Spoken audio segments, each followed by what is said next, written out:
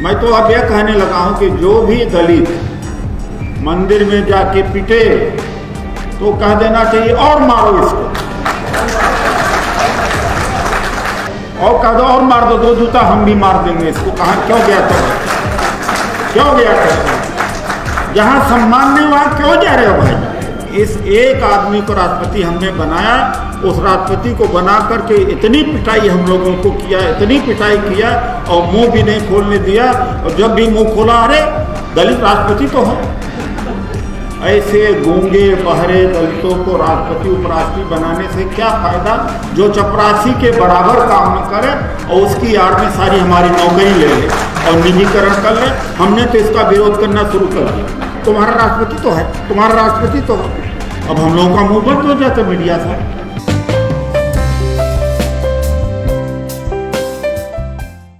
लेकिन आप जिस व्यवस्था के आप मारे हैं वही व्यवस्था का दलित आदिवासी ही मारा है।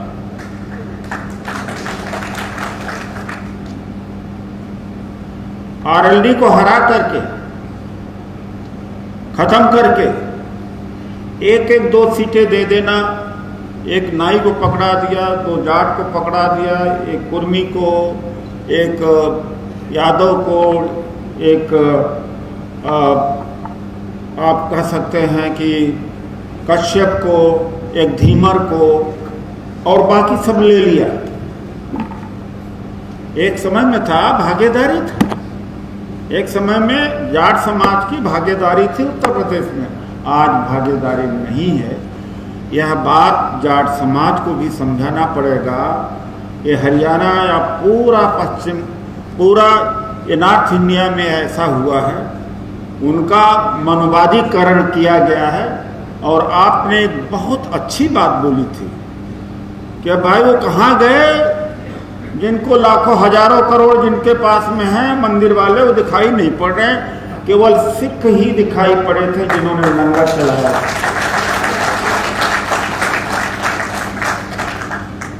हालांकि आपके ऊपर आलोचना हुई, मैं नहीं जानता, लेकिन खड़ा होना चाहिए कि हमने जो कहा सही कहा। गुरुद्वारों के पास इतना पैसा नहीं है, लेकिन मैं गुरुद्वारों को सलाम करता हूं कि दुनिया में शायद कोई ऐसा मजहब नहीं है जो इतने बड़े आंदोलन को चलाया। अगर वो न होते तो इतना बड़ा आंदोलन नहीं करते। किस बात का चढ़ावा हमारा है? मैं तो अब यह कहने लगा हूं कि जो भी दलित मंदिर में जाके पिटे तो कह देना चाहिए और मारो इसको,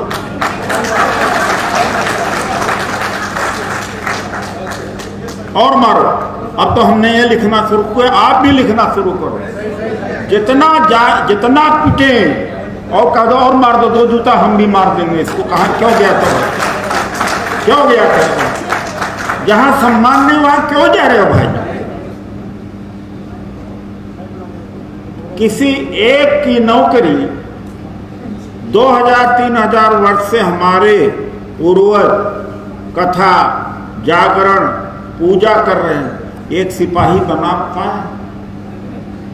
33 करोड़ देवी देवता में ने मिल करके एक सिपाही, एक पटवारी अगर बना पाया तो कोई मुझे बता। ये तो रिजर्वेशन है जिसके वजह से आज एक समय 40 लाख 30 लाख 40 लाख SC/ST एम्प्लॉइज थे इस देश के अंदर, आज भी 20 लाख के आसपास है। ये आरक्षण की वजह से हुआ है। किसी पूजा पाठ के, कथा, जागरण और किसी देवी के यहाँ से आने के नहीं हुआ तो बता दो।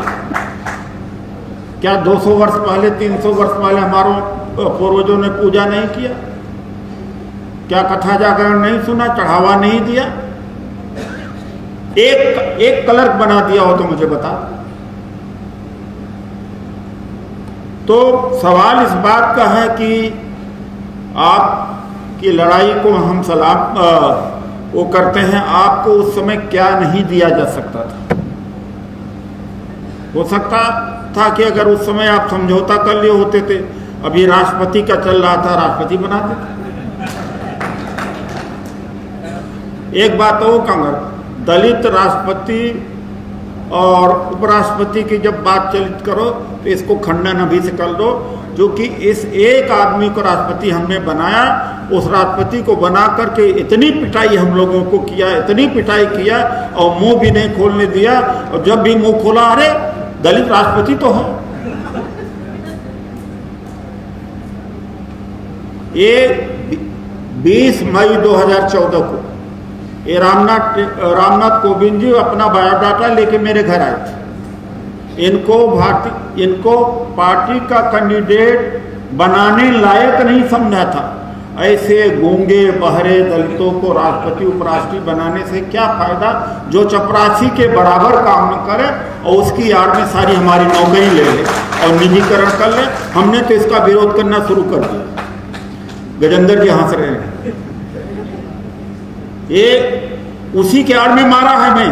अरे तुम्हारा आदमी है तो सारा प्राइवेटाइज कर दो, BSNL का कर दो, सारी नौकरी खा जाओ, वाइस चांसलर हमारे नहीं और जजेज नहीं हमारे, कुछ नहीं, तुम्हारा राष्ट्रपति तो है, तुम्हारा राष्ट्रपति तो है।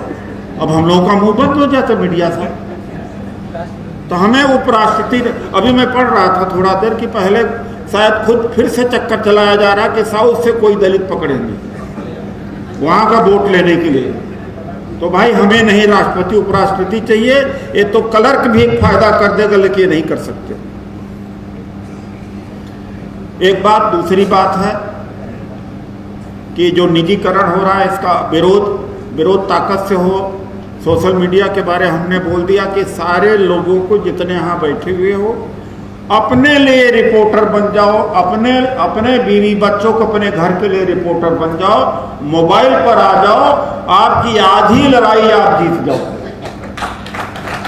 मोबाइल पर आ जाओ, ट्विटर, फेसबुक, अखबार और टेलीविजन आपका साथ नहीं देंगे।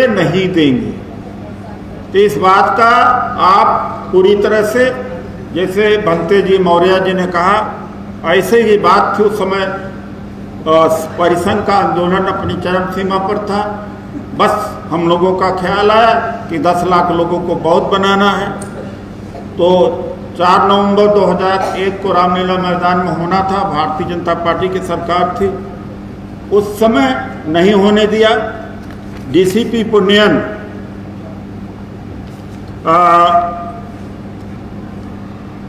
DCP पन्यन थे, उन्होंने रात में खबर किया कि हत्या भी हो सकती थी है।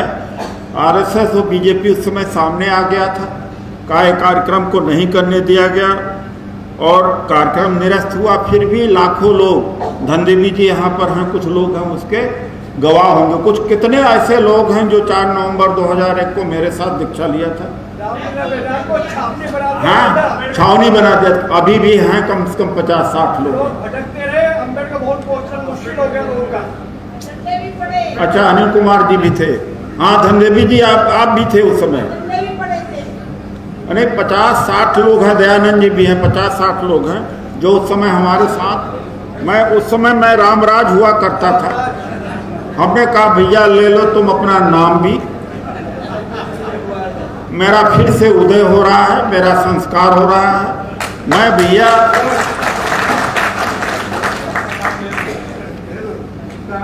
हम चले डॉक्टर अंबेडकर और भगवान गौतम बुद्ध के रास्ते पर चला। बनते जी ने बताया क्रांति इस देश में उस समय भी हो जाती। हमारा उसके बाद मंसूबा था कि 50,000 लोगों को और एक छत के नीचे चमार, खटीक, पासी, धोबी, धानुक सबकी अंतर जातीय शादी करके इसको शुरुआत करें।